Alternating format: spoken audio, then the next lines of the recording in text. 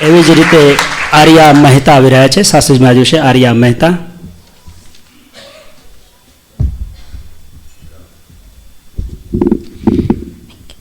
જય સ્વામિનારાયણ.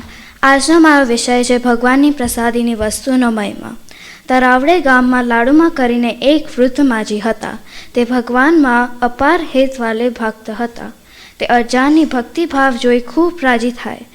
એક દિવસ તેમને અરજાન પાસે આવીને કહ્યું, અરજાન, 2 દિવસ પહેલાં તું કૃષ્ણાનંદ સ્વામીનું કીર્તન જે ગાયું હતું તે સંભળાવ. અરજાન તરત જ માધુરકાંતે મહારાજને સંભાળીને કીર્તન ચાલુ કર્યું. અમારના સરદાર હરિ મારા નિંતાના શંગાર. ચારે પાર કાંથે બોલી સંભળાવ્યા. માજી ખૂબ રાજી થયા.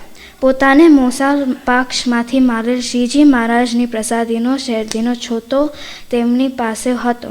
તે આપતા કહ્યું, લે અરજાન, તું કીર્તનો બહુ સારા બોલે છે, એટલે હું તને આ અમૂલ્ય ભેટ આપું છું. પૂજ્ય સ્વામીએ 10 વર્ષની ઉંમરમાં મળેલો આ પ્રસાદનો છોતો સાચવી રાખે અને 86 વર્ષની ઉંમરે પૂજ્ય સ્વામીએ કૃષ્ણપ્રિય સ્વામીને તેને દર્શન કરાવીને આ વાત કરે. અત્યારે આ પ્રસાદીનો છોતો રાજકોટ ગુરુકુલ સાધુ આશ્રમના સિંહાસનની બાજુમાં પ્રસાદીને વાસ્તુ પધરાવી છે. તેમાં દર્શન માટે પધરાવેલ છે.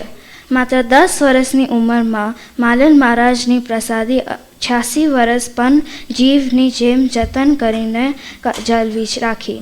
એ પ્રસંગમાં મહાપુરુષના હૃદયમાં રહેલ મહારાજ પ્રત્યેનો અપાર મહિમા અને ભક્તિ ભાવના દર્શન કરાવે છે. જય સ્વામિનારાયણ.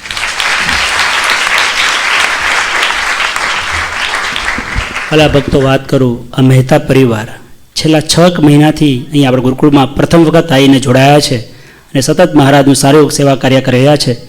ત્યારે એવું